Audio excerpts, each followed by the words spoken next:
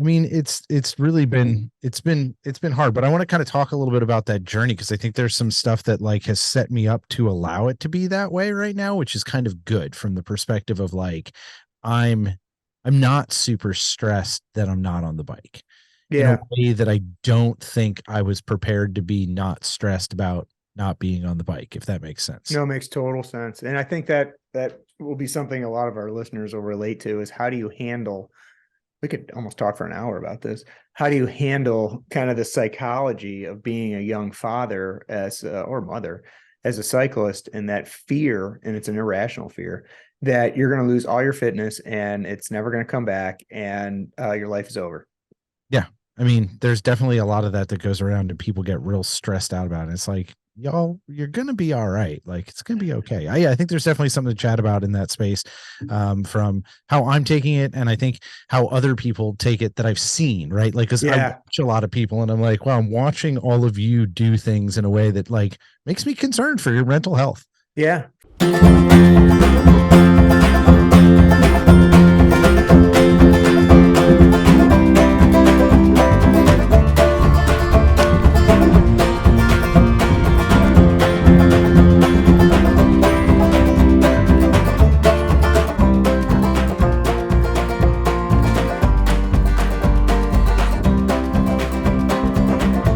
You ready? Hit it. All right. Three, two, one. Welcome to Pedaling Squares through a mammal's life, where we talk about all things bike and endurance sports from a master's athlete's perspective. Viewers and listeners, I would like to introduce you to Doug McClintock, a friend and a cycling luminary in Cincinnati and Northern Kentucky. Thank you, Doug, for taking the time. Absolutely. Glad to be here. Little bio on Doug. Doug is currently the executive director of Red Bike, the Cincy Region's bike share system. Doug has previously served as president of CORA and as a co-host of the Gravel Lot along his partner in crime, Jon Wolery. Doug has never won a bike race. I can relate to that. And doesn't care to, as it would likely inflate his ego to problematic levels. He is a passionate advocate for the life-changing power of the bike and looks to dismantle oppressive systematic structures through transportation and health justice work. He's a new father, which we're going to talk about too. He has a daughter, Sage. He's a dog lover, and he's the proud partner of his lovely wife, Ellen. Welcome again. Thanks, man. I'm super stoked to be here. It was awesome to get your invitation, and I am here to. I feel like I've been under a rock in certain spaces, so it's kind of fun to enter the digital realm again and get to share kind of what's going on in the world. So, Well, we're glad to thanks for have having me. you, and we're glad that you're willing to share. But Of before we course, talk bikes, yes. tell me about fatherhood. Oh, it is simultaneously the most wonderful thing that I have ever had the opportunity to do, and also the most terrifying and sometimes frustrating in ways that I didn't understand it would be frustrating, but truly, absolutely a blessing. Yeah, we're almost a year in right I now. know, I Yeah. know. And the irony, or it's not even iron, it's not an irony, it's a perspective thing. As you and I sit here, you're about to celebrate the first anniversary of your beautiful daughter. And what listeners may or may not know about me is I'm a father of four. I have one in college, and my triplets are about to fly the nest. Bananas. It's And, going to go from real full to real empty over at your joint. oh, dude, it's I can tell already. It's going from 100 miles an hour, and it's going to go from 100 to 0. Right? No step down. It's No, just it's just going balls to to be, the wall, yep, and then you're done. grab all the breaks. Yep. So, Right. So I thought maybe we could talk a little bit about, and I can kind of add color commentary, but sure.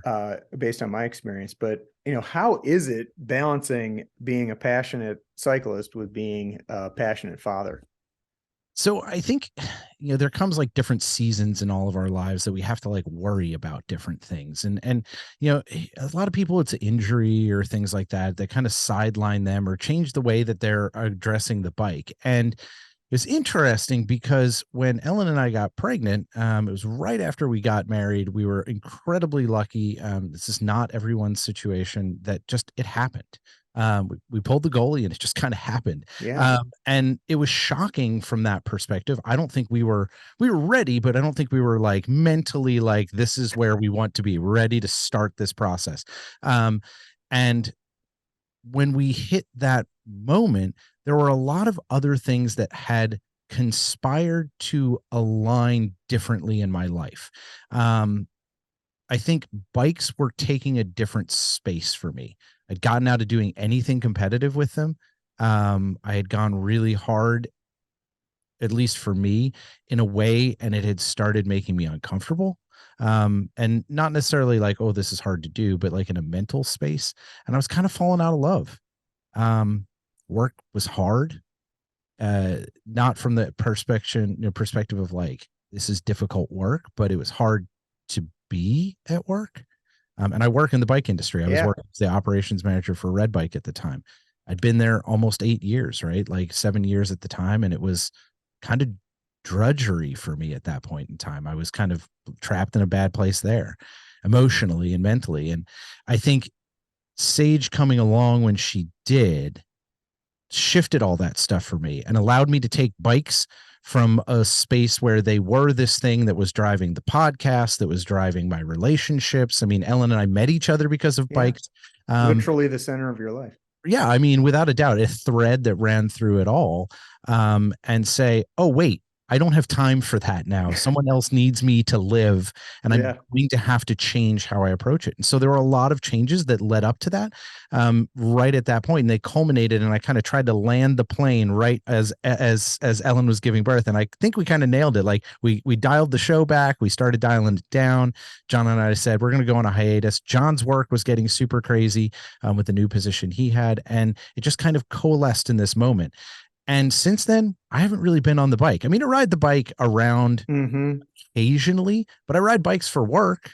You know, I ride red bikes all around town to meetings and do all that stuff, even in the cold. But the bike has not been a first, second, or seventh thought, which has been really weird for me because it hasn't been that way for so long. Yeah, you literally have a new North Star, and yeah, you're reoriented yourself. And I think some of our younger listeners, and by younger, I mean folks that are, have young children, not old farts like me. Yeah. Well, I mean, to be clear, I'm 45, right? Let's set the table here. I'm 45 and this is my first kid, right? Ellen is significantly younger than me, thank the Lord. And good on me.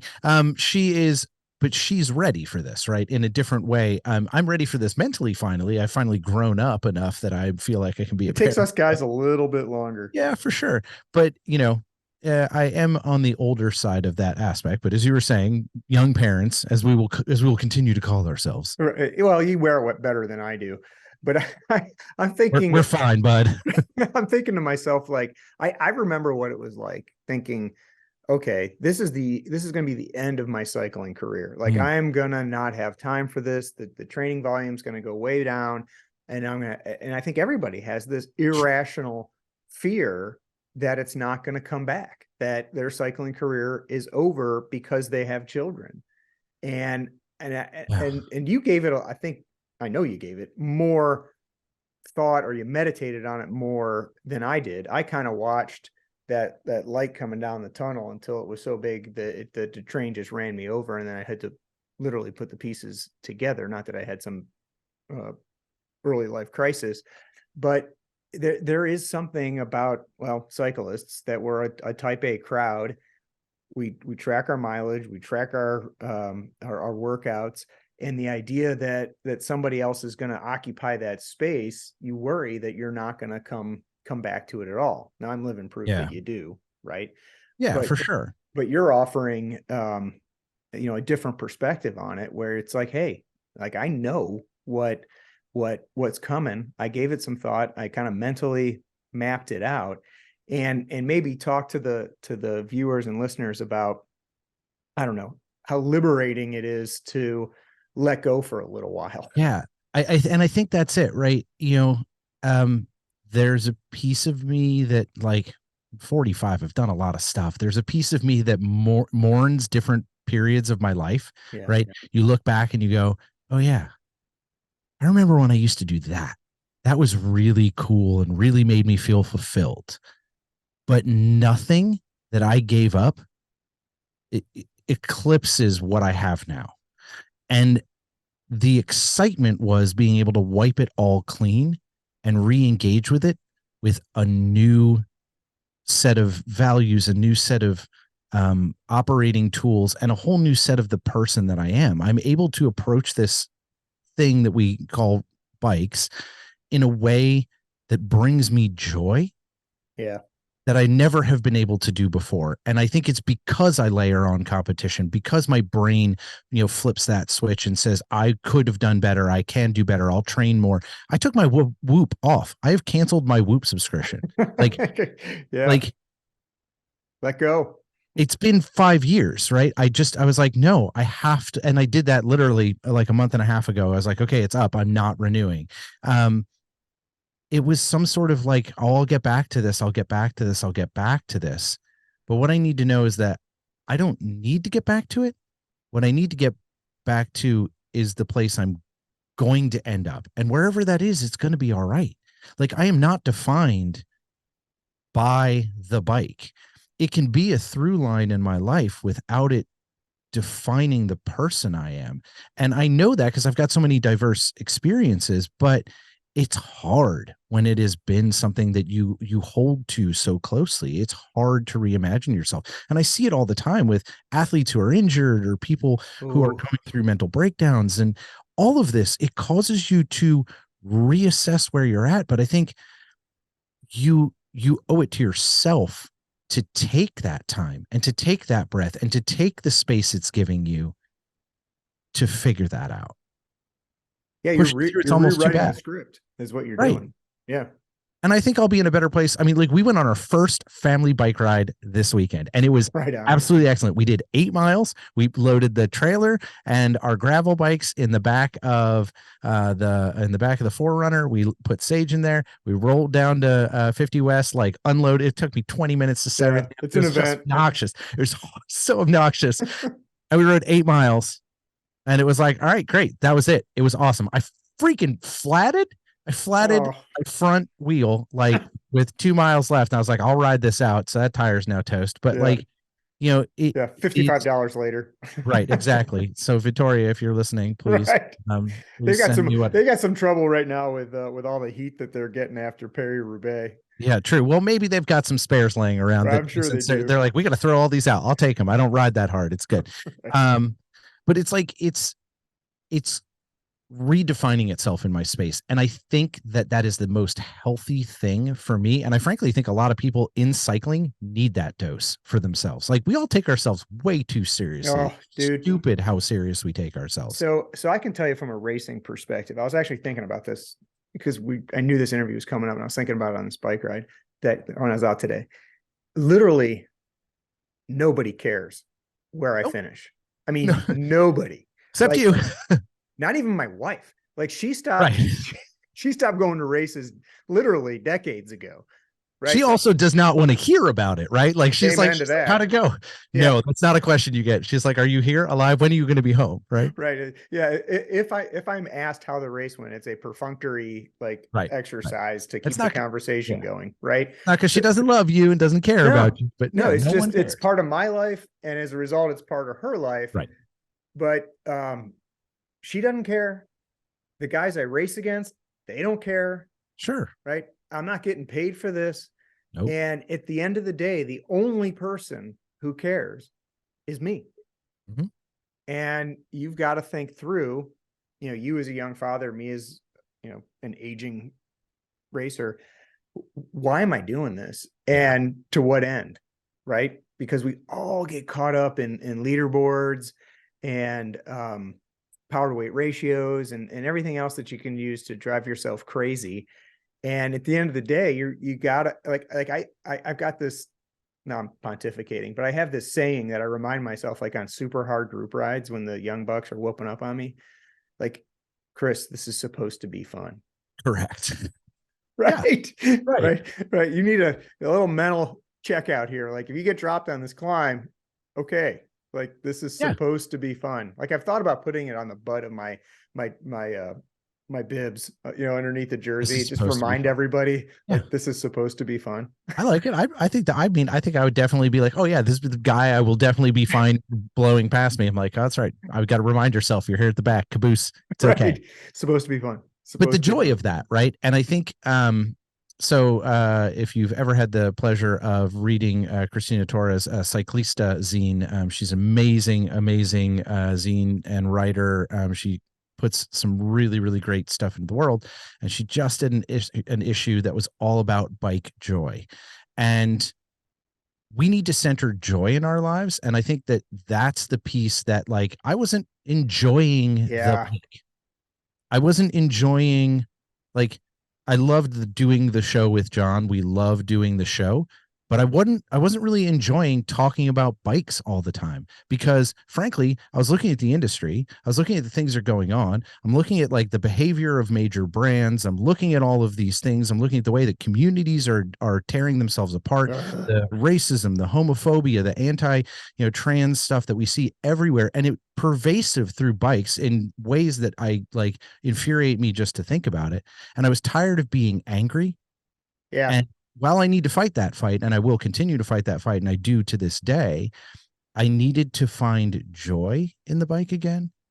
And Sage helped me reset that. I'm on a new path of this. And I think that is the power of, at least, outside of like the amazing things fatherhood bring you in that space. It's Yeah. amazing what it's done for um my mental thresholds and my mental reset. It really has. I'm using it as that, and it has been amazing. I mean, I feel whole again in a way I Yeah. don't think I felt in 10 years. Yeah. Fatherhood and motherhood, for that matter, brings things into instant and brilliant clarity.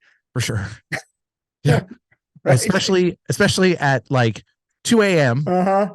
when Yeah. when someone's screaming in the other room and you're like, you can't go in there. I have to go in there. Yeah, This whose is my turn is it? job. You have the boobs. And if you show up, we're going to create bad habits. So I have to go in there. Awesome. Yeah. I am not sleeping. Right. Yeah. That's hard. I'm Yeah, old. I need my sleep. So that falls in the category of non-negotiables. You correct. can't Yes. not deal with that situation. Correct. So, Right. but like all things said, in the way it's affected, life and all of that stuff, it is absolutely joyful. We are very, very lucky. Our daughter is the happiest, most joy bringing person that I know. And I'm so thankful that she is. But it's just kind of her demeanor. And I mean, I love people say, oh, it's nature, nurture, whatever. I don't know. She just is that She way. just is. Kind of has Yeah. been, Yeah. and I hope she never loses that. And my job to help protect that, and encourage it. And so, that is like my daily mantra is like, yeah, I get to do this. I get to do this. And I think we got to think the same thing about, like, I get to ride a bike. I have the privilege to do that. I have Yeah. the privilege to do all those things. I am able-bodied to do that. And I try to derive joy from that. And so it's been fun going through this process. And being a dad's pretty sweet. It certainly, I don't have other hobbies anymore, but yeah. Well, you do and you don't. I mean, you have a North Star in your life, and that orients everything accordingly. For sure. And to the extent you can fit, a podcast in here and there, or a bike ride, or whatever it is that makes us interesting, you find the time to make it work. Indeed. I don't know if it was on one of your podcasts or somebody else's, but I can remember I wish I could remember her name, but she was a professional cyclocross racer, and she was talking about some of the same stuff that you were talking about as far as burnout goes. And she was talking, tell me if this rings a bell. She was talking about how for her bike racing was a pearl, and she just kept going back to it and polishing it. And that's all she had in her life was racing and training. And that was it. That was her pearl. And she spent all her time polishing it.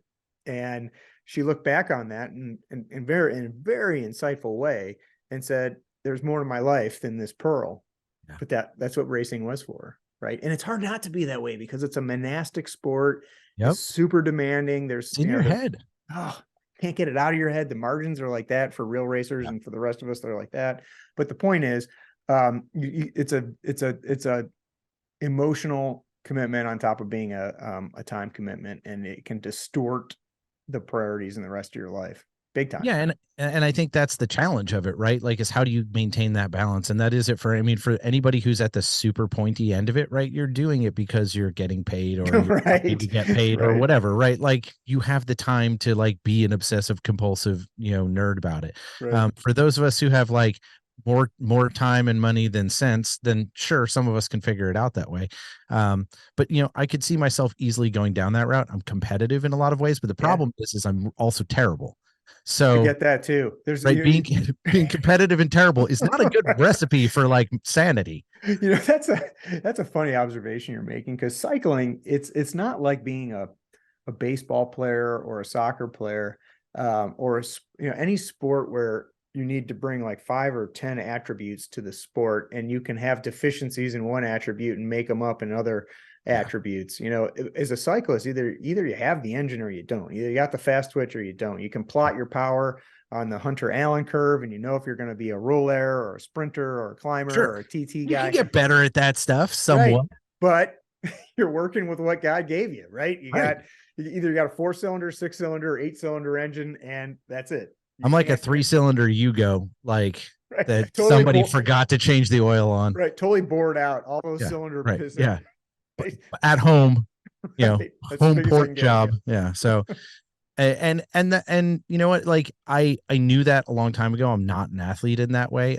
I also think cycling's weird because cycling lies to people about that, right? It um absolutely does.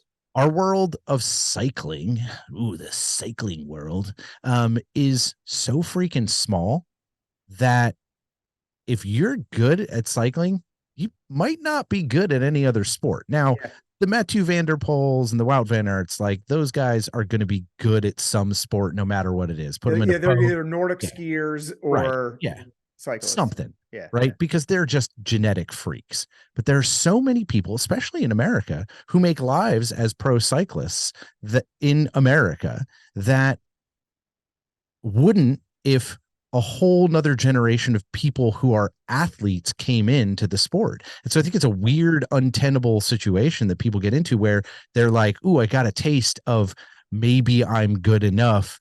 But the Yeah. pool is so shallow. Yeah. There's so few people that, like, to be the top of that small pool, you don't have to be the like Mathieu van der Poel, right? Now to be, That's an you know, interesting insight, Doug, because you could layer on top of that like barriers to entry to the sport, sure, right? 1,000%, right? Tons of barriers to entry. Right. So you're dealing with kids that have access to the sport because their parents raced, or because their parents have a couple nickels to buy a nice bike. Sure. It's not like a Belgian situation where everybody does it, and the kids that are trying to get away from farm life are finding an alternative on the bike. It's totally different. And your Yeah. insight about like if other kids with the same Right. engine decided to pick up the sport 5 years later or 2 years later, you're shit out of luck. This is always the hilarious thing about like United States. Like, well, we just need to recruit kids in high school and get them out of other sports and get them into cycling, and then we'd be powerful. It's like, yeah, no duh. That's like how that works. But the problem is that all of you saying that would have no job professional racers, right? You'd have no job because all of those people would demolish you Yeah, go because find a couple going to go play. swimmers Yeah. or cross Yeah. country runners or track guys that you just know that they have high VO2 maxes, and you just Yeah. got to Sure. reorient the muscle fibers, and you're out of a job. If you trained one Division I college football team how to ride bikes, they would just run the nation within 3 years, right? Like that's Yeah, all it would take. Like, yeah, because they're athletes in a way. So I think it's interesting how like but it's so easy because it's a participatory sport for us to get caught up in how we measure ourselves against each other, especially because you can measure yourself against the Cat 3 Masters yeah. 40 to 45, right? You can be like, all right, well, among the guys who are Cat 3 and in the same age range, I'm just almost faster than that guy. And it screws with your head. It does, and it's the only reason I'm racing right now, because I came to it really late in the game. I didn't come up through Yeah. a teenage racing career. Me I didn't at neither. all. I Yeah. started racing in my late 20s, and the only reason I stuck with it is because I didn't have a youth baseline that I couldn't get back to. Right. So, Right. You were like, I don't know, like, how good can I be? right. It's Right. like I'm Like, just that's fun. starting here, and I'm going to get to there. Right. Yeah. But I don't have any memory of what it would be like if I started doing and training this hard at Right. 19 or 22. And but if that brings you joy, right? So it this is keeps the it fresh like for me. if it keeps it fresh for you and it brings Yeah. you joy to compete and you can find joy in the competition and challenging yourself, then that's finding joy in it, right? Yeah. You know, the thing I don't ever do is yuck anybody's yum or harsh anybody's buzz, right? Like you get to do what you want with bikes because they make you happy. Right. And as long as you're not harsh on other people's buzz or telling other people, you know, being the bike police and the bike Nazis, like, no, this is how you do it, right? The democratizing nature of the bike should allow all of us to seek our joy on it, and it's allowed to change. You can change from being a racer to being someone who commutes to being someone who hangs up the bike forever. Like that's Yeah. okay. It doesn't have to define you in that way. Find your joy in it and let it be joyful. And remember, it's supposed to be fun. Right, exactly. It's supposed to be fun. Oh, Not yeah, a always. little far afield, but that was an interesting detour.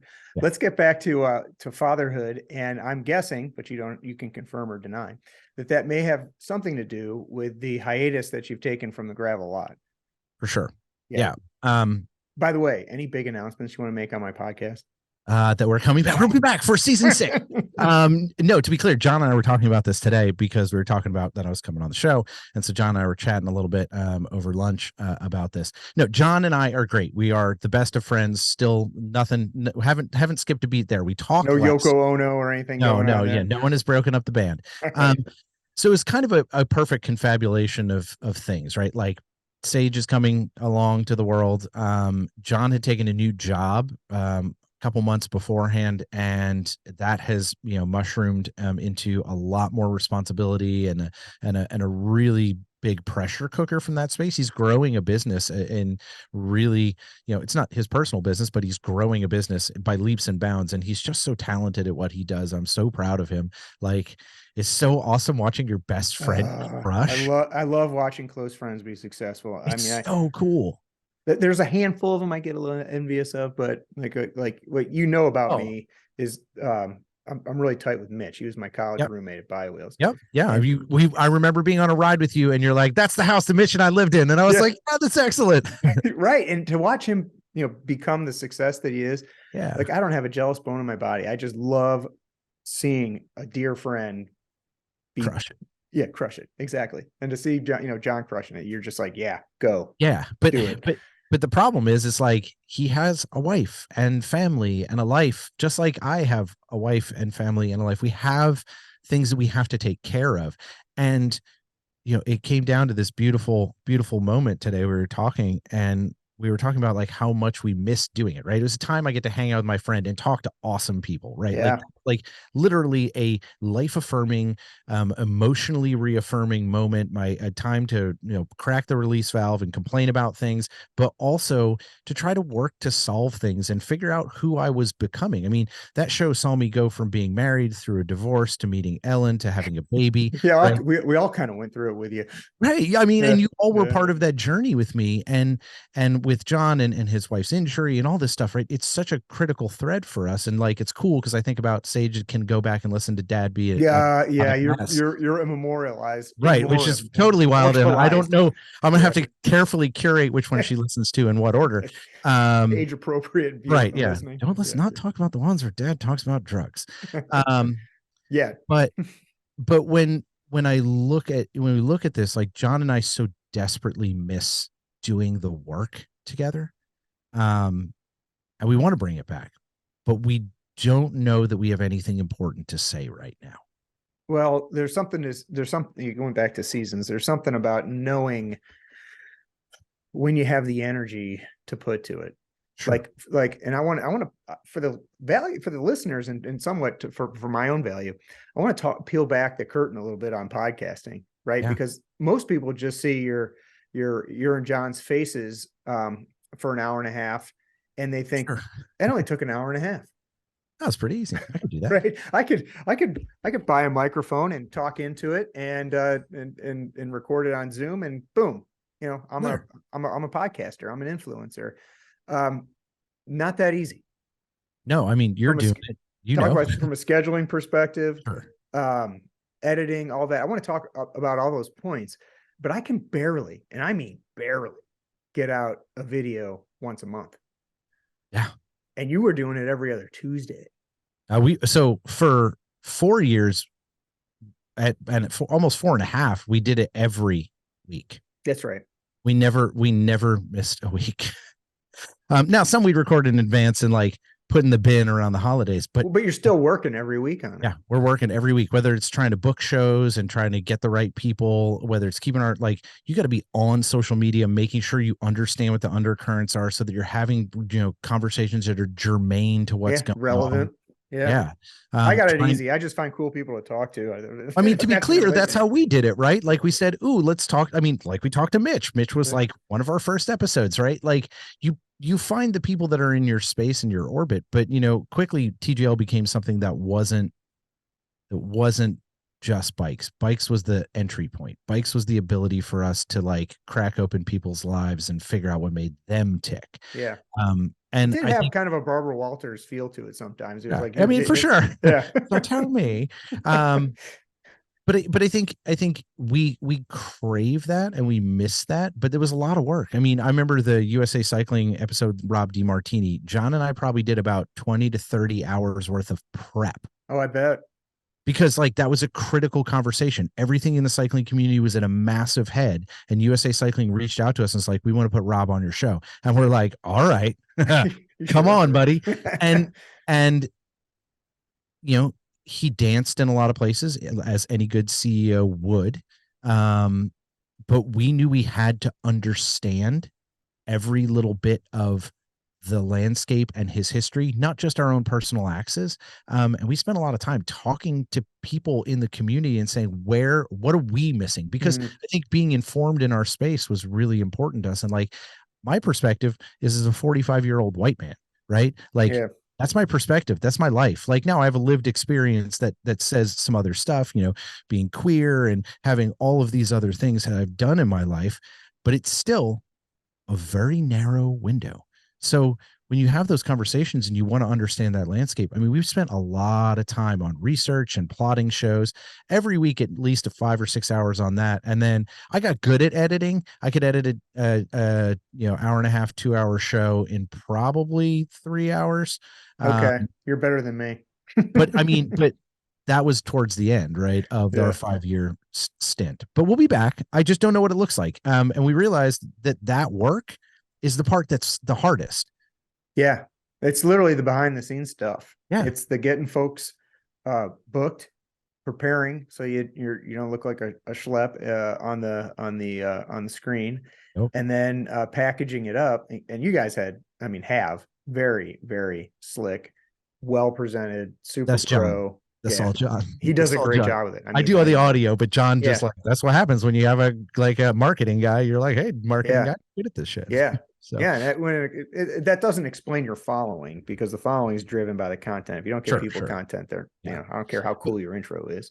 Yeah, that is true. That is true. But I think, we sat down and today we were talking about this and we were just like, man, I just wish we could do this again and figure out what that is. But what it is we don't have the time right now in this do it right of our lives to produce the content that we'd be proud of.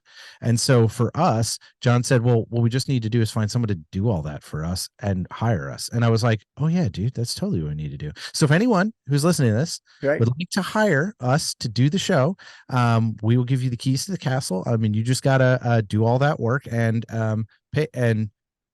pay us, I think is what we're looking for here. So we will do it again, no problem, without I just don't have time for the labor. So if you want to pay me to do it, I'm here. Bicycling, if you want to do that, Tara, if you're listening, just let me know when you want us to do the show again for you, and you guys can do all the work.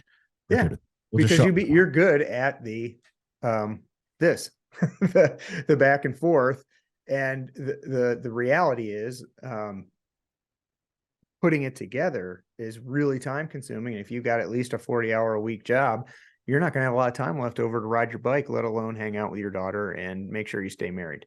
Yeah, right. Yeah, I think those are critical things. If I don't stay married, I don't hang out with my daughter. Right. So I think that's kind of how the cookie crumbles there. But no, and truly, I have to shout out to my wife. She is an absolute rock star. She's a PT at Beyond Exercise here in Cincinnati and works a tremendously demanding job and is supremely talented at what she does, working with pros and just schlubs like me and people from all over the place. So shout out to her. I mean, she puts up with my nonsense, and for the entirety of our relationship until Sage came along, she supported the podcast in every possible way she could, and let me have that space and time, but it was a season, right? And we all kind of just said, oh, it's time, and we'll be back. I just don't know exactly what it'll look like or what it is, but it's not dead. It still lives, and it will be back in another way. I just don't know what that looks like yet. So I thought maybe you guys just had made so much money off of YouTube. Absolutely what is. We've retired. You just retired. Right. No, not the case. Yeah, for sure. So I got champagne hot tub over here and swimming around and just like Scrooge McDuck in all of our podcast earnings. To be clear, I got a call from the bank and they're like, hey, we're closing your account because there hasn't been any activity in here and you're also overdrawn. And I was like, oh, okay, cool. That's on our commercial account for TGL. So I got to like switch all that stuff this week. So, hey, not a real lucrative business. It's all right. It's a labor of love. It really is. Absolutely. Right, so people are going to find you, and we've stoked an interest with an audience that maybe would want to look back at your canon of podcasts and videos. I know you're on YouTube. Yep, we're on YouTube. You can also go to thegravellot.com. You could go to gravellot.com and you can find all of our stuff. Any of your, podcasting apps or any of that'll all grab. Just search The Gravel Lot and you will find that. We are not a gravel podcast, even though that's always fun. Like people would reach out and be like, we would like to talk about gravel. And I'm like, that's not what we talk about on the show, to be clear. Right. We ride on it. We don't lay it down. Ride on it. But with like, we named it because of the Devou gravel parking lot, because all that we ever did was talk trash in the Devou gravel parking lot. Oh, see, now I've got the backstory on it. I like the pebbles and I like the idea of meeting in a lot, but I didn't realize the lot had an actual provenance.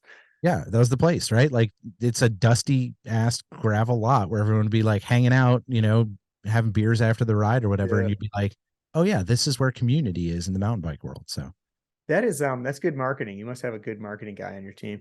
Telling you what, the best. All right. So I'm going to get a little wonky on you here because I don't know the answer to this question, and I've got an ace podcaster on the other side here. When you go into when you go into YouTube analytics, it gives you number of viewers, demographics, men, women, ages, all that other business. Do the other the other podcasting platforms give you the same kind of analytics? So yeah, like Libsyn, which is who we used, they are tremendously powerful. Like I never forget, like you can like look at a map and see where you've been listened to. And I was like, Singapore, who's listening to us in Singapore? Like it was really cool to see because it'll pull IP addresses and all that sort of stuff. And it was neat seeing like you'd have somebody on and all of a sudden new pocket of the states would like light up with downloads and you'd be like, oh wow. Well, I mean, it was fun because you'd be like, you can almost follow bike racing in the cyclocross season and watch it move across the country and see the different states light up from the Northeast to the Midwest. Right. And you'd know by like who we had on, you could definitely look at it. So like Ohio and Kentucky in the Midwest was always good for us because that's where we started. Right. But you'd like all of a sudden Colorado is like super hot, right? Because we got a lot of people that we knew from Colorado that started ending up on the show. And then the Northeast like started popping off. So it was real interesting just watching that. Most of those services are pretty good. Libsyn has just a really nice engine. And I've really enjoyed working with them from that perspective. And all our stuff is still hosted there. We pay our little dollars a month and keep it up there so that it stays in perpetuity.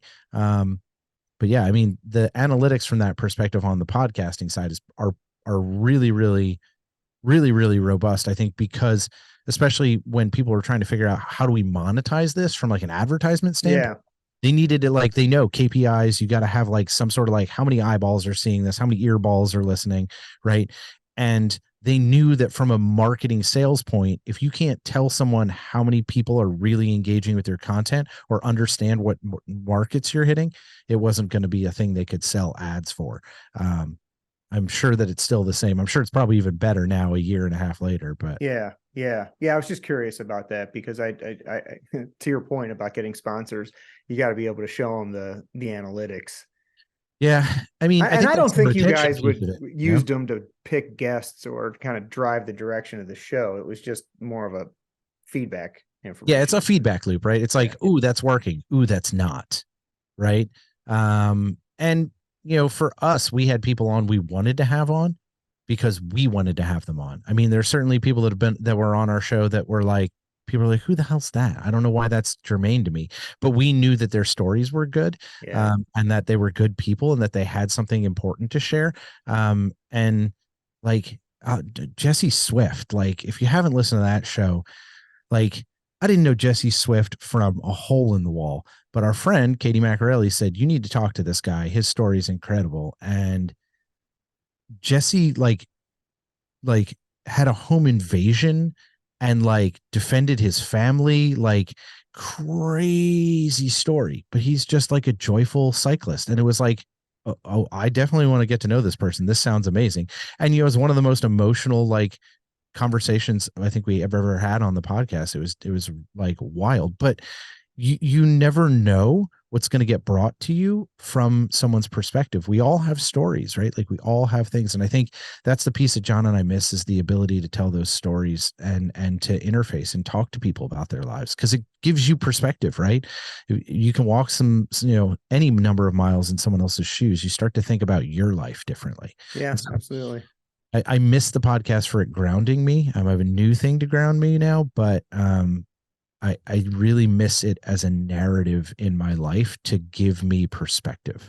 And it Yeah. changed me. Like it Yeah. changed me a lot. It made me a lot more comfortable with the person that I was inside and taught me how to wear that on the outside in a way that I don't think I was ready to do at the beginning of the show.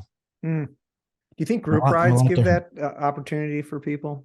Because you're stuck on a ride with somebody for 40 or 50 miles. And if you get an opportunity to Yeah. chat them up, I mean, I think about that as you're talking. It's like, Yeah. it's a blessing for you because you're inviting people onto your show to talk to them. But, cycling in a group environment, Same thing. yeah, you got to there's some level of civility that you got to bring, or good faith you have to bring to the process because, Right. Yeah. Yeah. you can't go anywhere because you're all stuck in the middle of Kentucky somewhere. But you can, I find myself hashing things out, whether it's politics or, the issue of the day, or within the cycling community or the racing community. And you got 4 hours to kill. And But that's anything, right? Like yeah, that's your journey with your partner in life. But I think a ride is a great example of exactly that, right? Jon and I were just on a really long one, and I think that that's what built Jon and my relationship so deep, and will make it forever unshakable and unbreakable. There's like nothing that guy could ever do to like break my trust, and it's because we walked and we were on that ride, right? And you got to open yourself to vulnerability when you're in those spaces, right? When you're out on a hard ride and like it's a struggle to get up a hill, or you're like in the box or you're like underfed because you're a dumbass like me. yeah, um you know you have to be prepared to approach the vulnerability and say, hey, I need help, I'm struggling. And you learn something about yourself in that space, but it gives you the opportunity to connect with other people. And I think that's the thing, that like the bike is such an amazing tool for breaking down barriers. and it brings humility to a relationship Sure. because Sure. you're one bad ride away from being that guy that needs to be Yeah, a nursed thousand, a up the thousand hill. percent. I mean, I'm Yeah. most rides, I am that guy. Oh, come on. I know what Super you mean. having a blast on the downhills and then being like, sorry guys, it's gonna be 6 hours till I get to the top. Just wait for me. Yeah. But the like the opportunity to connect with other people, and whether you're just riding around on a slow ride around the neighborhood, right? This morning I park my car because I drive to work, because I have to pick my daughter up on Monday and Wednesday. Park the car, hop on a red bike, and I'm like riding, holding my coffee. Like it's a quarter mile, half mile from where I park to the office, but I got to go right by City Hall. And as I'm like going by City Hall, here goes Councilman Jeffries on his bike, ding, ding, ding, ding, ding, ding, ding, Yeah. ding, like pulling up in front of City Hall. And I like stop at the light and I'm like, ring, ring, ring, ring. And we know each other because we're both engaged in bikes and whatnot. And he like waves at me and he waves at him. And he's like, how are you doing this morning? I'm like, I'm great. There is this connective tissue that seeing someone on a bike brings, that when you are out on a ride or you're just around the neighborhood, there is this community that can form if we're open to it. If you're open to it. And I did, you're going to get my interview notes out of order because you're touching on a topic I want to hit. Sorry. So we're going to press pause on okay. All right. Sorry. This is what happens. You give me room to talk. Normally I didn't get to talk on my show, Chris. All right. So John would yell at me. let me ask you, John, where did you meet him on a bike? How did you? All right. What's the backstory with John? So I was the vice president of CORA when I moved back here in 2014 to take the red bike job that I would as operations manager. I was like, what the fuck's going on with the mountain biking here? There's so much good mountain biking, but why is everyone such an absolute turd? Why are they all fighting with each other? Like, we have awesome resources here. Why is everyone angry? This makes no sense to me. And so I started embedding myself in the culture in Cincinnati and realized like, oh, well, there's like some people over here who are angry at these people and these people are angry at these people. Apparently there were some forums that were real hot. That hated each other about. I was like, okay, well, those are gone. And so it's like this whole thing. And I was like, well, I guess I'll like work with the organizing group, which is CORA, because I came from an IMBA chapter that was really well organized by my friend Phil, who is now the president of SORBA, the entire Southwest or Southeast Region council. So he's the president of that, the executive director. And I was like, I can figure this out. This will be fine. And Butch was the president at the time, and I became his VP within about a year and a half, 2 years. And Butch and I were trying to figure out how to like deal with using Facebook and like deal with the drama. And John and Butch were talking because they knew each other from racing.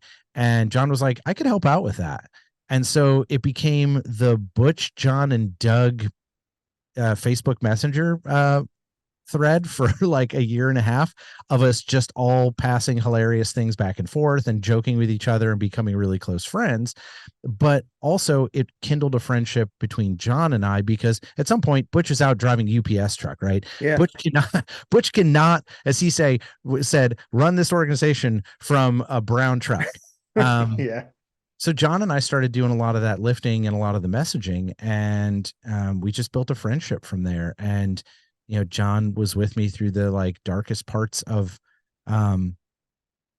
my previous marriage and that whole situation. And he, along with my friend Matthew and a couple other people, were really my rocks during that really, really rocky time. And that's when the podcast spooled up, and it was, you know, Butch being like, I know I pitched this to Doug a year ago, but we weren't ready. He's like, you guys need to do this. I don't need to do this. And that was how TGL started.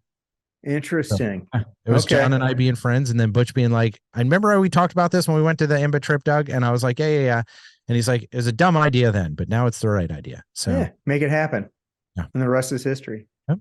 Now, you guys promised each other that you'd be out on Tuesday rides. Have you guys kept that promise?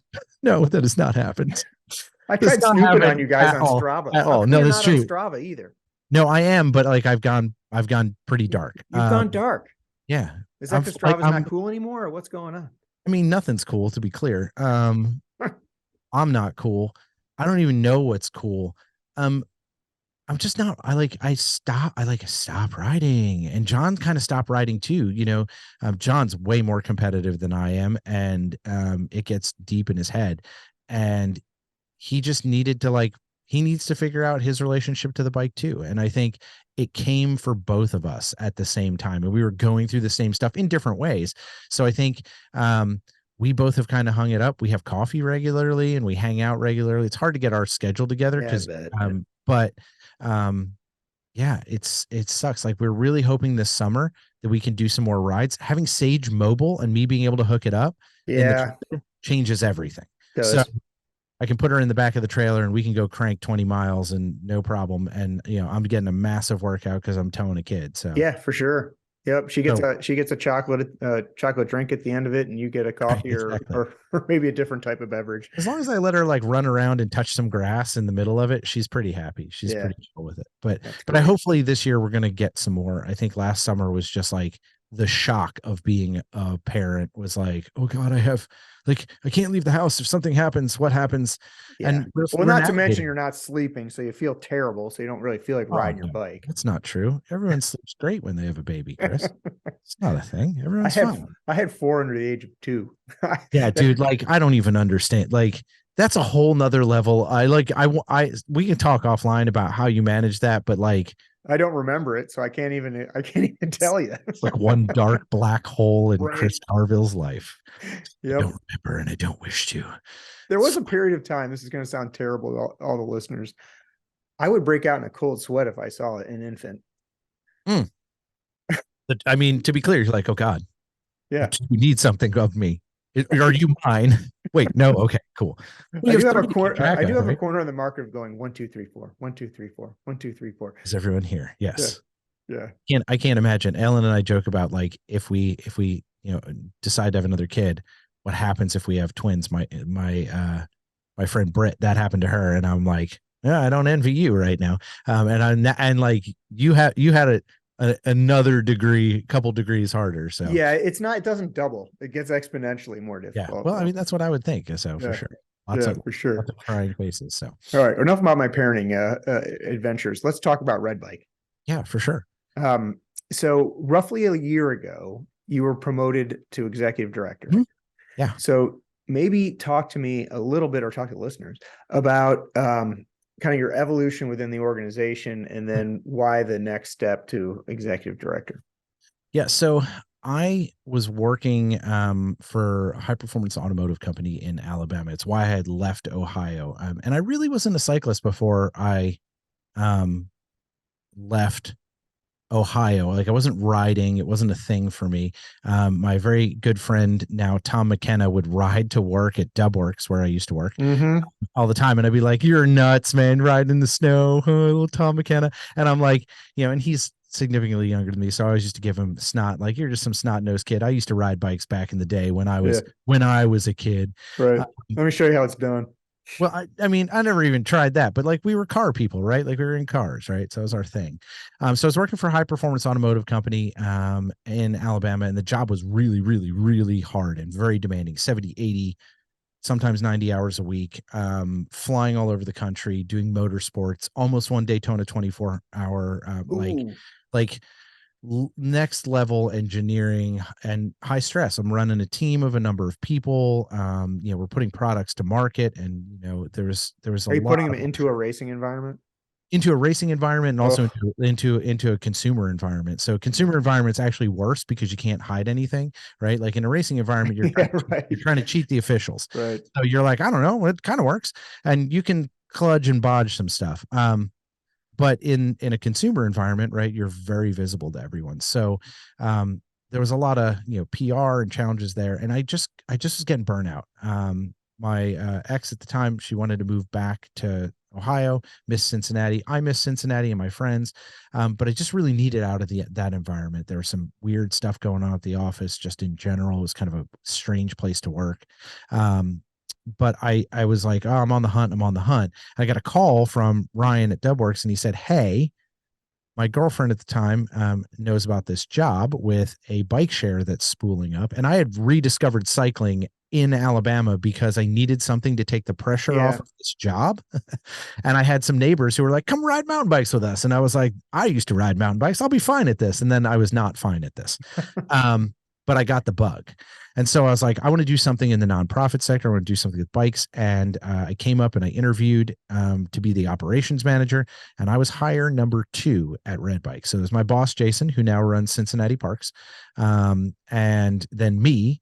And I had to figure out how to make a thing that no one knew how to run. Mm. There was no instruction manual. They're like, Yeah. here's kind of how the back end of it works, and here's how the hardware sort of works. We won't tell you everything. We'll just tell you enough to get you in trouble. But like how you operate this, I don't know.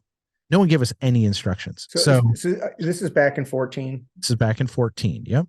And remind me, I mean, how many employees are we talking about? Is it you and Jason?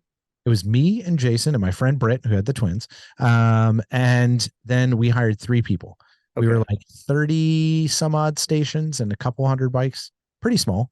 Was like a federal grant that established it. Yeah, there was actually city money. So John Cranley, who was the mayor at the time, was able to allocate some city money, about $1.2 million for the launch. We had to phase it just a little bit, but we did end up doing downtown and uptown. And that was our first expansion. I'll never forget just like showing up off the bus. And because I took the bus because I couldn't, drive my lowered ass VW all the way up here from Alabama. My wife needed that car.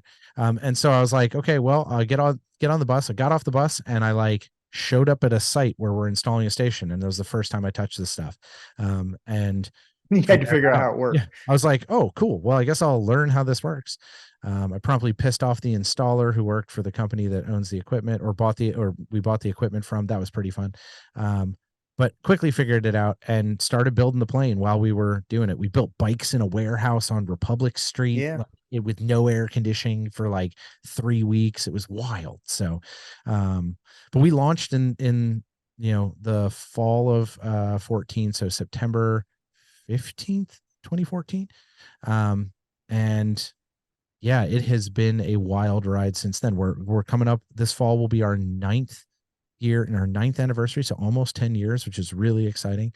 And we keep growing. And so I've been the person responsible for everything that lives on the street and everything that exists and functions in that space. And I've done an okay job of it. I'd say you've done better than that, but go ahead. Well, I mean, to be clear, I judge myself by my own successor, and the person who now has moved into that position. He does a much better job of it than I did. So that's what you do: is you train them to be better than you, right? Work yourself into redundant. It's a sign of a good manager, right? Yep. My father always said, "Make yourself completely redundant." That's how you know you're doing your job, right? But yeah, I came to the job at that time and moved back to Cincinnati and worked as the operations manager as we've continued to grow all the way through that period of time. And last spring, Jason said, took, the admin staff aside and said, hey, I'm applying for this job at the city. And Jason was a former staff member with Mark Mallory, who was a previous mayor before Cranley, and, very politically connected from that perspective and understands how city government works. And he said, yeah, I'm going to apply for this job. And Joe and I, who's now my operations manager, but at time was my shop manager, we looked at each other like after the meeting, we're like, he's going to get this job, right? And he's like, yeah, he's totally going to get this job. And we believe the succession plan. He did, right? But there was no succession plan, right? There just was no succession plan at Red Bike. And so it was a matter of Jason saying, hey, look, I want you to take as much of this as I can give you, and hopefully you can convince the board to get that job. And so in August, the board offered me the position, and I took over as executive director. And it has been a wild, 8? Yeah. 4. It's wild. It's been like a wild 8 or 9 months of learning the things I didn't know. That's the hardest part. It's the known knowns, and then the known unknowns, and then the unknown unknowns. Unknowns are the ones that burn you, right? Those are the ones you're like, why didn't I know this? Oh, great, fantastic. And sorry about that. And they usually don't come up in a positive environment. No, they never do. You always get you. You're like, whoa, what was that? But it's been really cool because I've been able to remake the team. I was able to bring Joe as our up to operations manager. He's been my right hand for years now and really knows his stuff. And it's just been cool watching him like iterate things that I didn't have the patience. And I think in the beginning, I mentioned how like stuck I felt. Because I felt like I was never going to go anywhere. My boss was always going to be the person above me, and I was just going to stay in this space. And I didn't want to innovate. I didn't want to try harder. I wasn't motivated. Even though I was doing a good job, I wasn't changing anything. Yeah. But I wanted and hankered for doing change at a level that I couldn't accomplish at. And now being executive director, I'm like, oh, wait. I got a lot of change on my plate. Right. I have all the change, but I can also drive the change, and I can build this in the way that I think it needs to be. And it's also a massive change for the company because we were still in a COVID mindset until last summer. Hmm. You know, there was very much the protect the house. We're not going to expand. We have to check ourselves. We have to make sure we're going to survive. And Jason did an amazing job of setting up financially to make sure that we would survive, getting PPP loans, putting backstops and safety measures in that space. But it was like an opportunity to say, okay, the reins are off. We can kind of run free to some extent. We have a lot of federal funding that Jason had put in the bank that we were, you know, ready to use for capital expansion. Right. Built us a bit of an operational war chest. So if we couldn't get some sponsorship together, we'd be okay for a little while. And it was like, all right, we have all these plans we've been waiting to do since before 2020. Well, it's Now a we get to do 2.0 it. scenario, right? Yeah. You can kind of Yep. reinvent the organization. You know, that's a small silver lining to a pandemic. Yep. You get to start over again.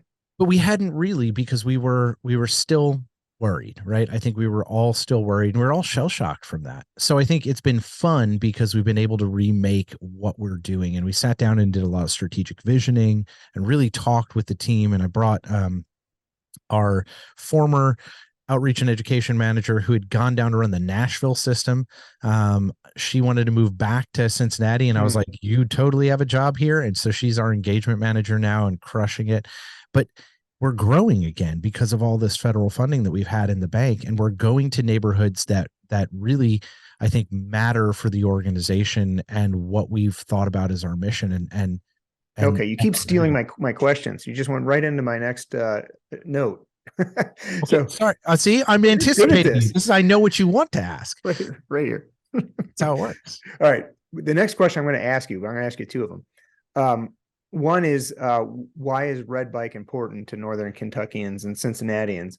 But before you answer that question, it occurred to me that there may be a listener or two or a viewer or two that doesn't understand what red bike is. That's a good point. I always get ahead of myself about that because I know what bike share is. And I know what it is. So right. And I think that's important. It's always good. I appreciate you asking me to explain that, because it is, for some people, they don't actually know, right? They see these things on the side of the street and they're like, what the hell is that? They're bikes. I don't know. Red bike is the Cincy Region's bike share. What that means is bikes are publicly available for rental in short time increments. All of our users, no matter what level you're purchasing at, you get a 2-hour ride time. You can do that depending on your pass length as much as you want. So if you're an annual member, you can ride 2 hours consistently for a whole year. Good luck. If you can do that, you probably are insane and need some sort of an award. right. Monthly members do the same thing, and they pay, and daily members do the same thing. All of those memberships function the same way, but these bikes are maintained by us. We have regular pedal bikes. We have pedal assist e-bikes that have a Bosch motor and Bosch battery. They're limited up to 17, but they provide e-assist as you ride, which, if you are familiar with the geography of Kentucky, and it's not a bad add to your fleet. Yeah, it's not a bad add to the fleet. And frankly, we will be all electric by 2025. That is our intention. Cool. But it is a publicly available bike sharing system. So if you need a bike when you are near or around any of our stuff, you can just go up. If you have a membership, check one out. You can download our app. You can just check a bike out and use it to get around the city, or to go on a long bike ride and have recreation, or get to work. We have people use it for all manner of different things. And I don't really care how you use the bike. I just care that you return it, right? Right. It's got to come back to a station. Please. Please, dear Lord. Or else I have to go find it. And that's really annoying and expensive to do because it takes people. But unlike the scooters that just kind of get left everywhere, we're station based, right? Yeah. So you can count on a station having bikes 90% of the time. And you can count on there being spaces for you to return bikes to a station. That's what our employees are out doing. They're maintaining bikes. They're moving bikes around, making sure the balance of places to dock bikes versus bikes that are available is always maintained. We're out doing that work.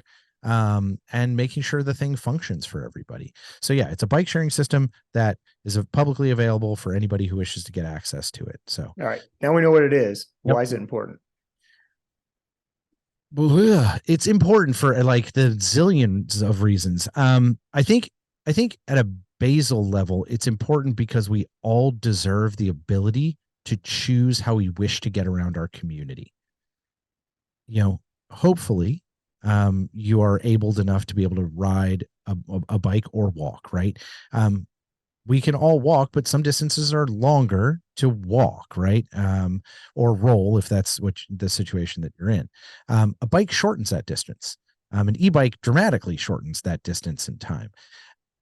It is part of a transportation landscape that we are trying to build for our communities that make them more accessible. I don't envision Red Bike as the solution for everyone in their life, but I envision it as part of the solution.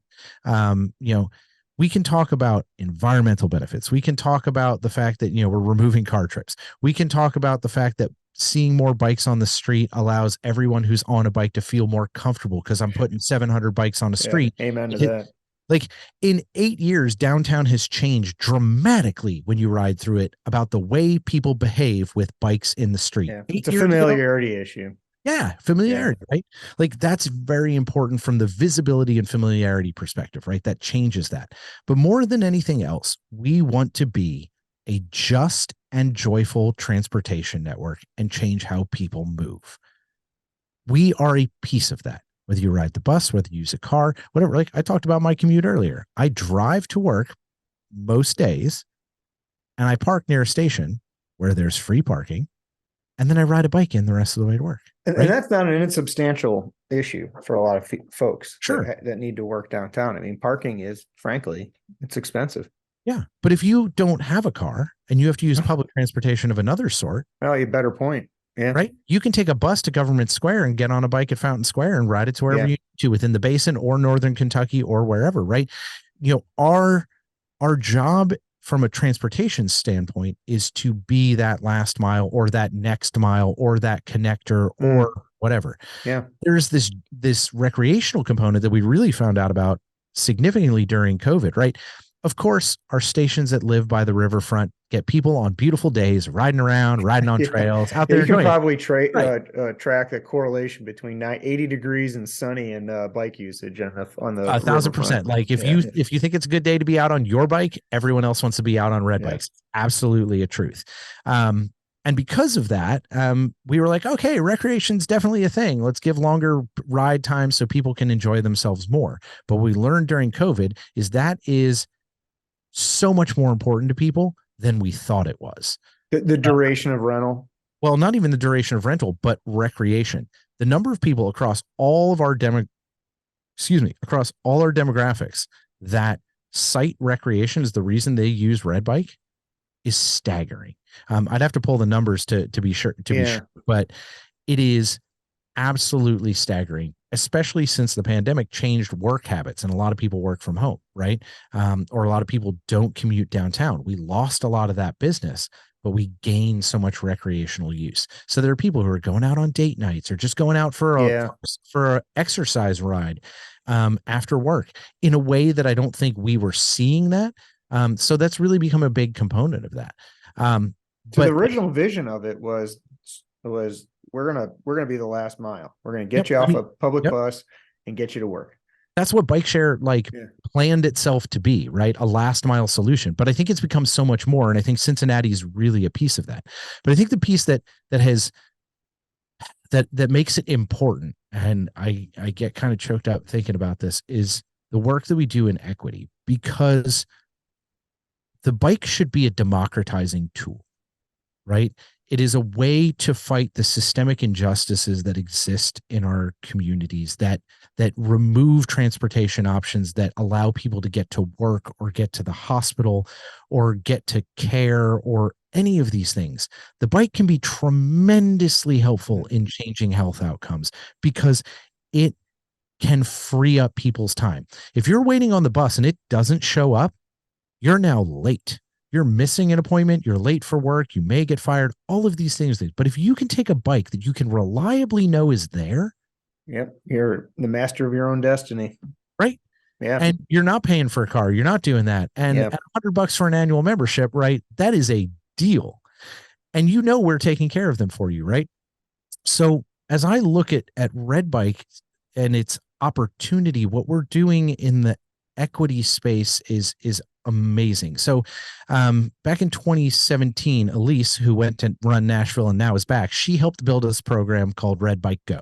Red Bike Go is our income qualified pass program. Basically gives people monthly passes if they qualify at $5 a month. Now, monthly pass right now is $18 a month. For you and I paying full fare. Right. $5 a month. And you can pay cash at our office. Wow. Right? Yeah. So now, if you're unhoused, unbanked, you live in a men's shelter, you're trying to get employed, you can have a bike for $5 cash. Yeah. Yeah. And use it to get wherever you need to go. You don't need a bank account to make it happen. You just show up with a $5 bill and bang, you're riding for a month.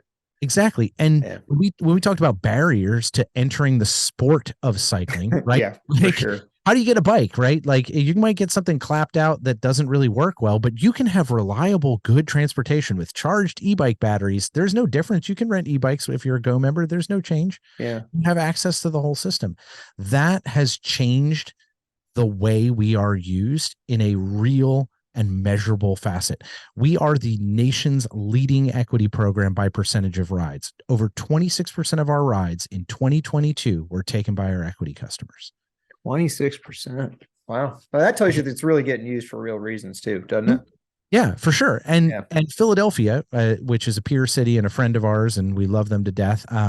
Now they are a lot bigger than us, and they also understand public transit in a way that Cincinnati probably never will. But Philadelphia sets their benchmark at 15%. That's what they want to hit. Now, Philly's doing like 2 million rides a year. We're doing 120,000 a year, right? It's a very different scale. Yeah. But still, as far as impact within our community, Red Bike is changing the way people move, such that we're providing a change of their life. And that's what this like growth and expansion has really like been leading us towards. So the equity piece of this, and I think this is what makes it important, is it touches every strata, and it is, environmentally friendly, and it is removing car trips, and we are putting more bikes on the street. But what we are doing is we are fundamentally bringing the bike to people who have not been given access and should have been. Yeah. Yeah. I mean, really, you're not working off of somebody's route. It's not like you're working off a bus route. You may use the bus, but if you know where your shelter is, or where your living area is, and your walking distance to a bike bank, you're in the chits. Yeah, you just got to find somebody to employ you. Yeah, exactly. That's a really big number. Perspective, and we've got some really cool stories that we've been able to collect over the years from folks who've like changed their lives around from that. It's pretty amazing. Well, that makes my next question kind of dull. I was going to ask you if you have bikes for company events. You do, for sure. But that's the other piece of this, right? That work has to be subsidized somehow, right? Mm-hmm. That is not revenue driver for us. We're a nonprofit, right?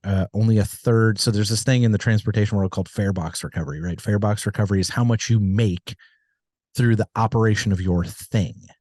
And so last year's fare box recovery was less than 30% of our operating budget. Right. So our fare box recovery is pretty crap. But almost every transportation option in the world is subsidized to some extent. Buses, planes, trains, roads. Yeah, right. We all are. Yeah, we're all subsidizing that.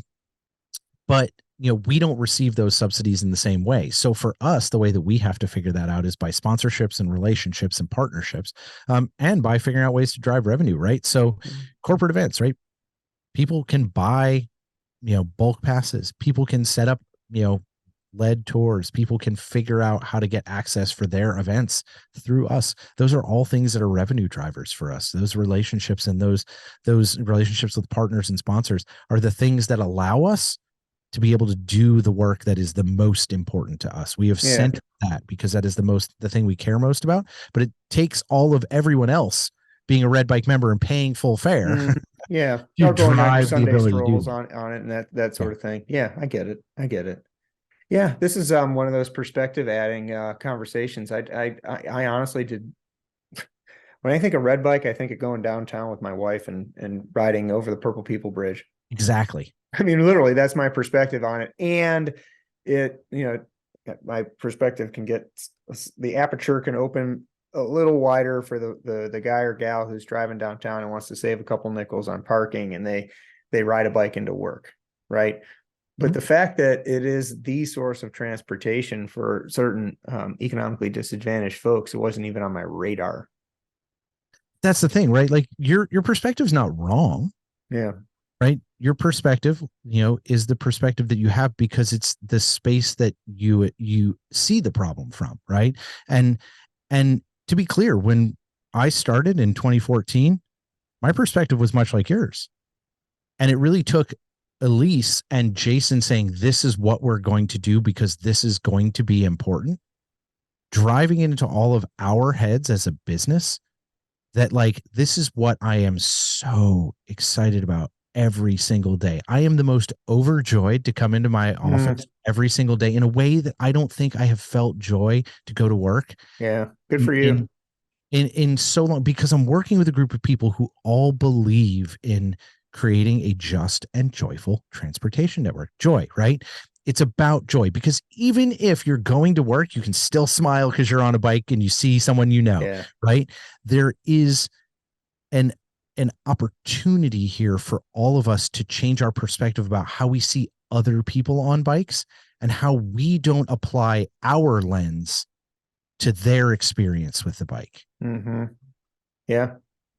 I remember having a conversation with Elise before she came back, and I said, here's how I'm thinking we need to go to business and bring these new stations into Avondale, Evanston, Roselawn, Bond Hill, which are predominantly African-American and Black neighborhoods. These are not neighborhoods where I necessarily know anything about how the communities function. Right. I like spent time in some of them, and like I have friends who live there and whatnot, but I'm not part of that community.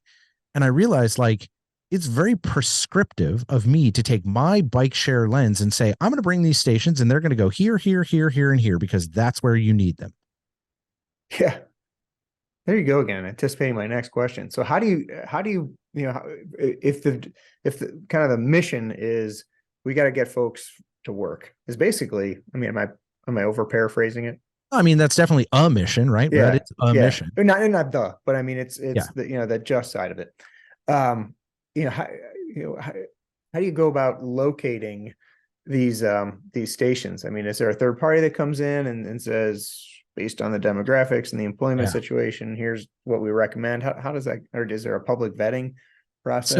So I mean, there's a lot that can go into it. I think the first tranche of stations was done that way, right? Like B-Cycle, the company that is owned by Trek that built all the stuff and runs the back end, they were like, this is where you should put stations. It's based upon density and the downtown corridors, and these would be good locations, and this is how much space you need.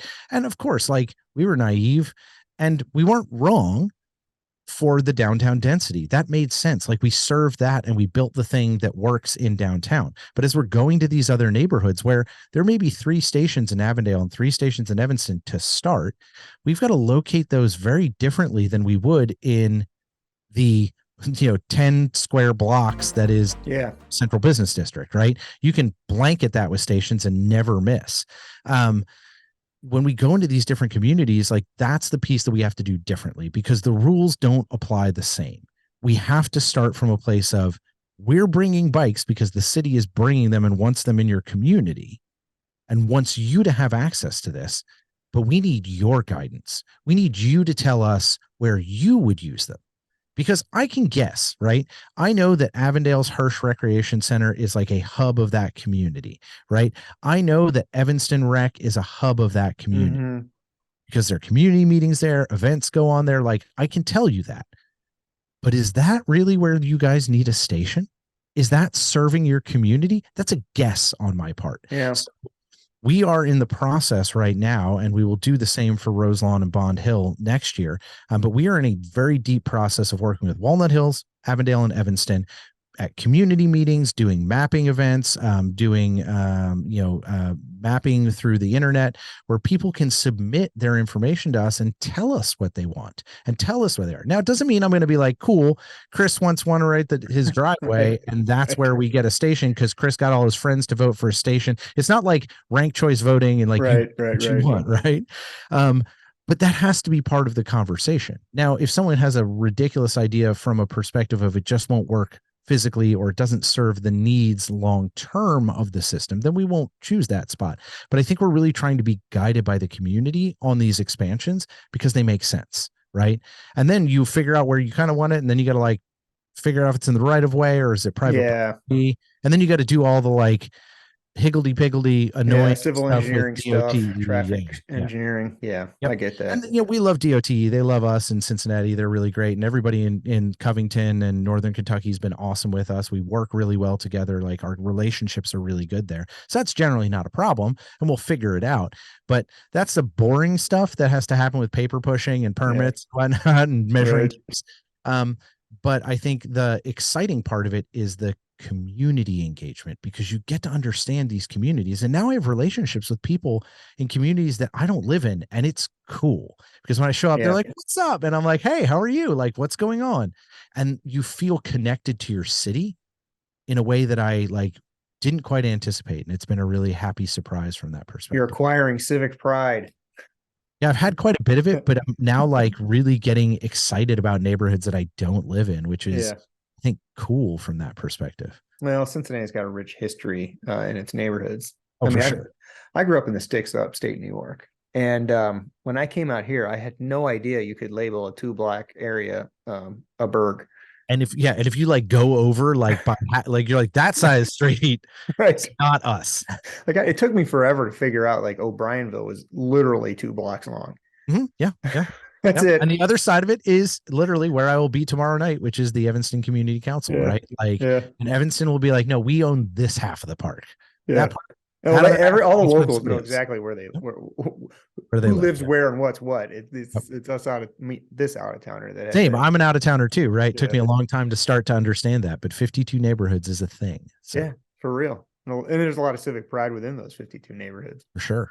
Like St. Bernard's another one that comes to mind. It's like, you can blink and you're through St. Bernard. Yep. But And Norwood, right? Norwood will always yeah. tell you we are not Cincinnati City of Oh Cincinnati, right? yeah, for sure. For They would sure. love financially right now. They would love to be part of the city of Cincinnati.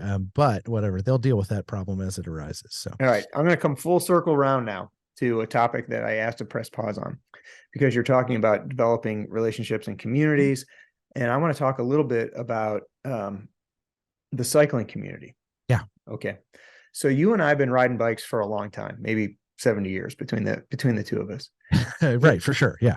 And I've seen a change in the world at large and within the cycling community. And I'm not talking about like dickhead roadies not getting along with mountain bikers. You always have that. Yeah, that's like the war that will never end. Right. That's a Hatfield and McCoy's right, for sure. Thing. I'm talking about the community itself. And here I'm going to give you a statistic. It's a recent statistic. I'm going to give you an example.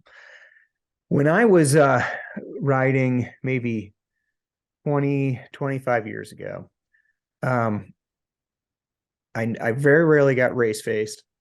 If I'd throw a wave, I'd get a wave back. I'm not going to give you the ratio, but it was just like I never really thought about it. I'm thinking about doing a video on this with a camera on my computer, on my bike. I think most of the time, and I've started counting it, especially on bike paths, I might get 33% of people to wave back at me. Oh yeah. Am I wrong? Are you experiencing the same thing? No. So for Christmas, my wife got me some socks from Cadence that say "on your left," because I am an incessant asshole on the trail, right? Like I think that's the best place you can see this, right? It's like anytime you're on the bike trail. I think you're right. I struggle with why.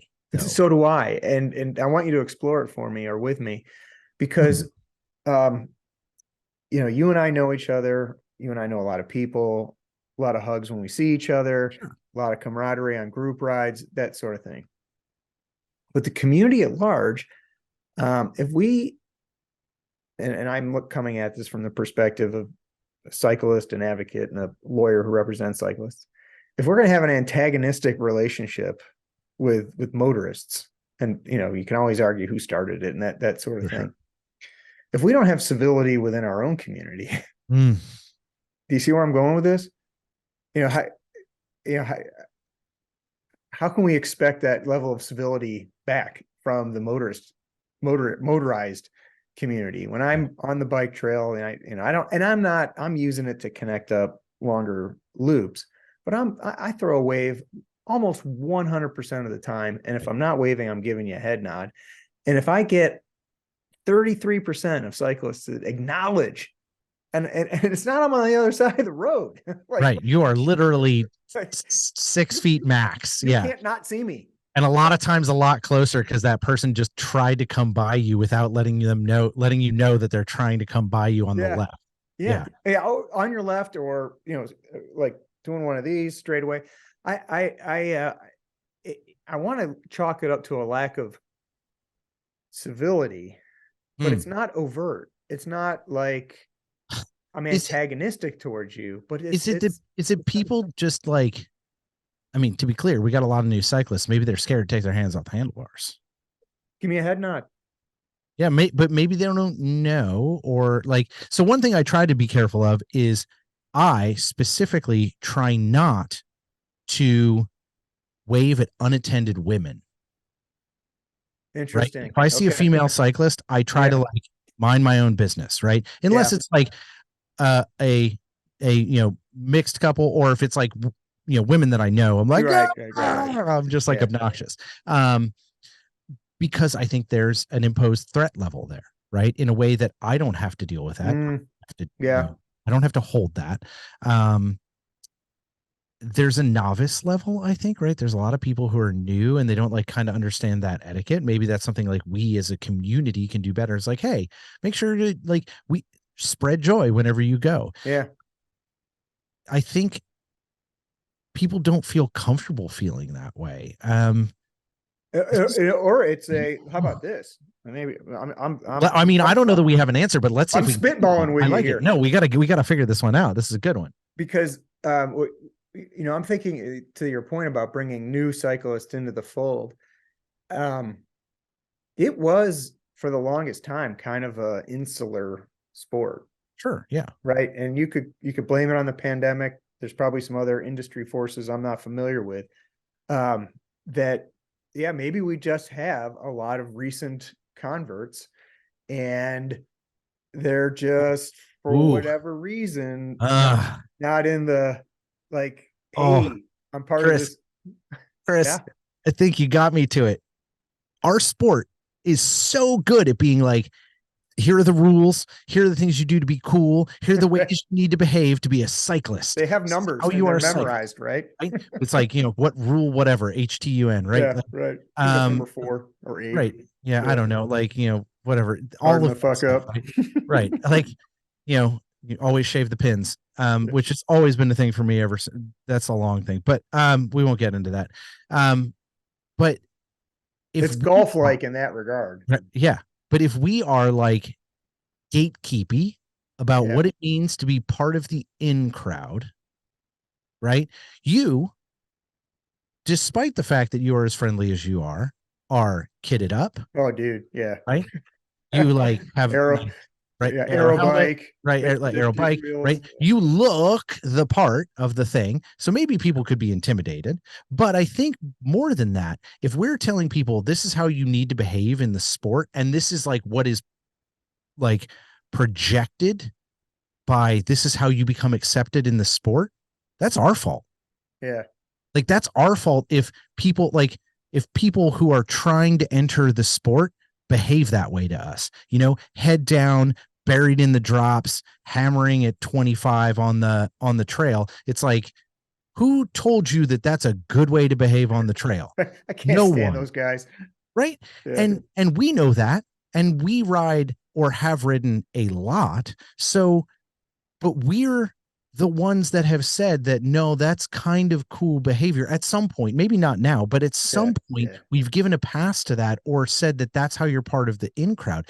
Isn't it up to us maybe to break down the way that we onboard people into the sport and give them and lower those barriers, so that it's like, no, like I may be wearing all this crazy clown outfit, but I'm out here in just having joy, and I'm sitting up and I'm eating a bar and I'm waving, I'm dinging my bell at people and I'm smiling and I'm laughing, right? Where is our joy, and why are we not centering that such that everyone else feels that. If we're Yeah, just more the pain and demonstrably yeah, joyful.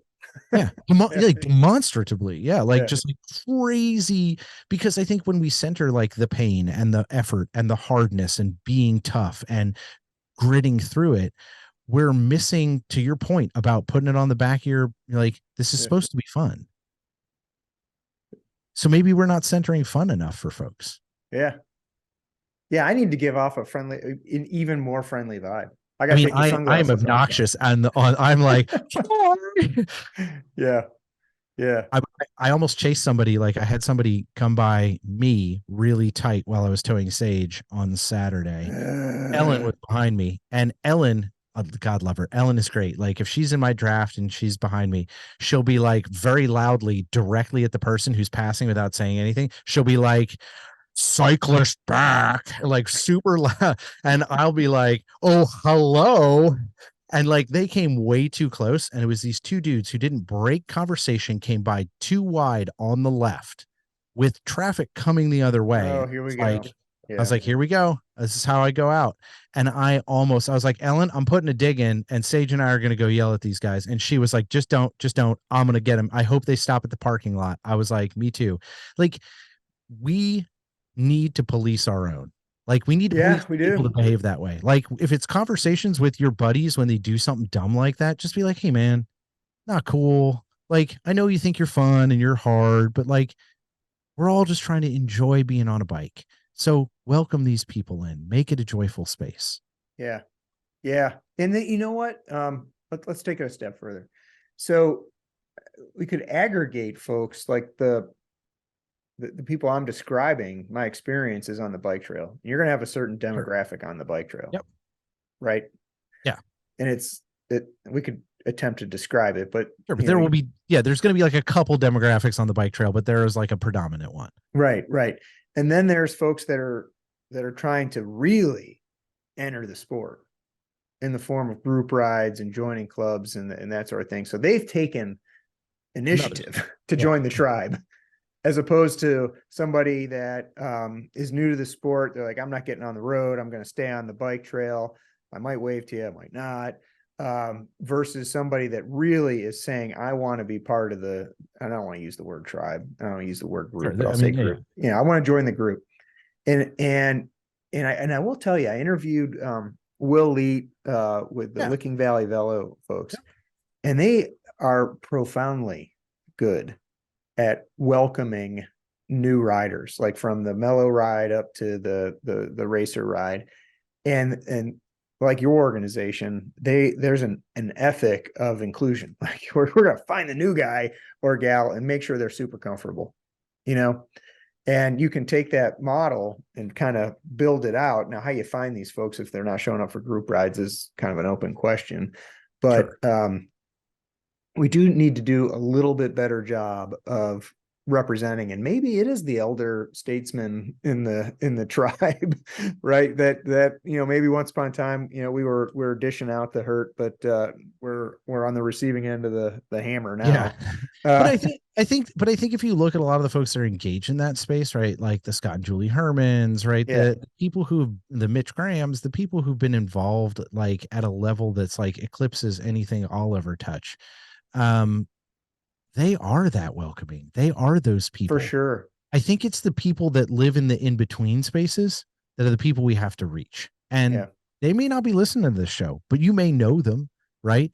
If you listen to the show, you may be like, oh yeah, I kind of know, like people that you see around your neighborhood, like your neighbor that lives like, on your alley, right? And maybe you're like, oh, well, maybe I should reach out to them and go for a ride and like share the ethos with them, right? Like I feel like anybody who's listening to your show understands the like basics of how we all have to behave to each other, but like it's up to us to just change one mind, because that one one at a time changes another two, right? Like those are the pieces that and it's not the people that are bought in, because we're bought in, right? We believe in this thing, we love this thing, we love bikes, we believe in their transformative power because they've transformed our lives. But how do we make it open so that other people can find it and go as deep as they want in whatever direction they want They want to go bike packing, awesome. They want to just ride city. They want to ride fixed gear, alley cats, whatever. Play bike polo. I don't care. Bikes are for you, whatever they are, but they have to find a space everywhere they go that is welcoming in order to find the thing that they want to be engaged in. Yeah. And then all ships rise. Right. Yeah. That's almost a good place to end. I'm feeling it. Like, we got to do better. All of us. All of us. But I want to go through the lightning round of questions I have. Okay, lightning round. I'm ready. All right. All right. You ready? All right. Hit me up. All right. Favorite drink? It can be alcoholic or non-alcoholic. Bourbon, 1,000%. Oh, well, now I got to ask you what your favorite bourbon is. I like, to be clear, Four Roses just sits around the house. It's a regular. I don't really have a favorite. I like to bounce around. I'm really more of a rye guy, to be clear. Okay. So like, I enjoy Michter's quite a bit. But yeah, bourbon generally. Bourbon and rye. First bike. First bike. The first bike that I remember was a blue bass boat Huffy with a banana seat. Same here. It was a Ross. Yeah. It was not a BMX bike, but I thought it was. But it was not. It had like those big handlebars, and it was like, and I would try to jump it on stuff, and it was not set up for that. It was very dangerous. Very dangerous. Banana seat with sissy bars. So all right, we're kindred spirits in that regard. Yes, indeed. All right, steel or carbon? For what? Go. I like that answer. All right, if you're on gravel. Honestly, I love a steel bike. But I don't own one. I still have one, but it's broken. I need to get a steel bike. I think I will probably in the upcoming years. I need to trim the herd. Yeah, well, no, you don't. It's N+1, my friend. I mean, to be clear, the garage is a little bit of a problem right now. There's two of us that like bikes, and my daughter's coming along now. She has a bike, so. Well, there's that. Yeah, you may have to thin the herd. All right, so here's the thing about steel, and I'm totally going off lightning round. That's fine. Lightning rounds is now paused. All right, there's a generation of kids out there. This is two old guys talking that see a thin tubed frame, and they're like, that's an old bike. Yeah, aesthetically, I get it. Right. Yeah. There's an aesthetic to bikes now, and it's all that, it's the advent of carbon. Yeah. Right. But you and I can look at the 1980s, early 1990s steel frame, and it's give me like a old school, like lugged Colnago. Like, I'll keep talking. Yeah, right. Yeah, right. Like or Di Tomasi, right? Like all that stuff that I remember being in love with. Like all the stuff that was out in the era of Greg LeMond and just the gorgeous, unbelievable things. Anyway, I'm with you. Steel. Yeah, I would love to. Yeah. So you and I look at a bike like that and they're like, yeah, I want to ride it. I think it's beautiful. I might have an extra pound of weight, but it's gonna ride really well. Not even a pound.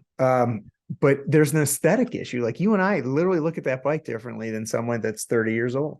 It's true. I was on the trail and saw a guy on a Cannondale. I've got an old 1991 Cannondale R600 that I have, and I saw a guy on a sister bike of that with this blue blurple flip paint. An old guy, he got to be like 65, cruising around with his wife on the bike trail. And they pulled over at one point, and I came by and I'm like, I love your Cannondale. He's like, I know, right? And I was like, I know, but I have one. Right. And it was just like one of those moments, like old people represent. Yes, thank you. So steel. I get it. Steel. All right. All right. Gravel or road ride? If you have your druthers, like you get a hall pass, what are you gonna do? Dirt every time. Yeah, I knew the answer to that. Dirt. All right. Mountain biker at heart. So favorite ride. It can be local or it can be well, I gotta know something about it. So it's gotta either be local or in some level of notoriety outside of Northern Kentucky and Cincinnati. So I mean, I think my favorite local ride, without a doubt, is just Devou Park. Like you like climbing. I mean, I don't like climbing. I just like going down. I will suffer the climbs to make sure I get to go down. I'm a speed freak when it comes to that, and it's probably a bad thing for me. But on my mountain bike, on my road bike, I like going, or gravel bike, I like going down things very fast. And the only way to do that is to climb to the top of them. That's the mountain biker, and you're talking. Yes. I thought you were going to tell me Shawnee. I do love Shawnee, and it has a close spot in my heart because Ellen and I go ride out there a lot because that's where her family is from and where she grew up.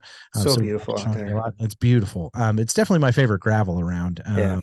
And then I think my third favorite would probably be Lake Hope, which, by the way, has amazing mountain bike trails, really, Mm. really fun, really good mountain bike trails, and tons of gravel. But that's where Ellen and I got engaged. So, Well, that's got a place near and dear to your heart. indeed, right at the Moonville Tunnel. So, Aptly named lake too. yes, indeed. Lake Hope. Yep. All So, right, last one. What's your worst bonk? my worst bonk. Or you could rank them if you got multiple ones. I don't know. I know the worst bonk. So my worst bonk was so Coldwater Mountain, which is a very, very famous IMBA built trail lab back in the day, down in Alabama. Coldwater Mountain, it's in Anniston, Alabama, which is to the east of Birmingham. And it is like crazy exposure, like Like you're looking down and puckering up. yeah, exactly. Rattlesnakes everywhere. It's the South. It's like timber rattlers everywhere. It's a wild thing. But the thing you have to do to get to the top of it is climb like 3 miles of switchback. It's just brutal. It's not 3 miles. It felt like 3 miles. It's Yeah. probably a mile and a half, but It's I 3 miles went for this purpose of the yeah, story. for this purpose, it was Yeah. 12 miles. I went there with some friends, and I was on my 2008 Trek Fuel, which was my first like entry back into mountain bikes. And we went up there, and these guys are all just badasses. And I'm like, I'll come with you. It'll be awesome. And I had to walk almost the entire thing, and I got to the top, and they're like, you sit down now. They're like, I was just wrecked. I couldn't see. They're like, just sit down. And everyone just White. opened their packs. Yeah. And they just started feeding me things and feeding me things and feeding me things. And we stopped for like a half hour. Of course, I'm that guy that ruins everybody's fun, but everybody was so rested. It was lovely. They had a blast. I think some drank beers, those jerks. And then we proceeded to descend and climb everything else for the rest of the day once I had actually had food. I don't think I ate like real breakfast that day. So that was really, really So you bad. bounced back. You were able to finish the ride. I did, and mostly because most of it was downhill. There was a section I had to walk in the middle, but I do remember that was the first time that I really got air on bike, like in my like adult age. And that was the coolest feeling I had ever had. That'll make you young. I was like, oh, I want to ride the whoops all the time. We just stay here. Yeah. Can someone just take me to the back, the top again, and I will do that part again. It's this trail called Bomb Dog. That is just unbelievable. But yeah, that was my worst bonk and also my favorite descent. So. Okay. All right. Well, you have an excuse. You just didn't eat in the morning. It's not like No, I your mean, ride came apart. I don't think I know how to fuel myself at all. Like that was a mistake. I didn't think I brought any food. Like it was a whole thing. Yeah. I was naive. That's a good one. That's a good bonk. Yeah. But I had people to save me, so I appreciate them. Yeah, because it's got a silver lining to it, right? Thanks, Everybody Hero. came together, made sure Doug got hydrated and fed, and then we got him. All shout outs to Hero and Phil and Man Bear Pig and all my homies in Alabama for saving me that day. They were wonderful humans. Well, that's a good place to end it. Yeah. Well, dude, I appreciate this. This has been an absolute blast. Thanks for giving me some time to jaw. I've missed it. And dude, I appreciate it. And this is like Murray Avenue overdue. Yeah, it's definitely Murray Avenue overdue, and which is going to get built real soon. So I'm very excited. We got that piece of things built, and we're going to get the rest of Murray. I did see that in the news. That was recently, like the last 2 weeks, isn't it? They announced it. They're going to continue it and extend it. We'll have to make one of those rides happen here in the near future. So amen to that. Appreciate All you. right. Be good. Thank you. Well, for sure.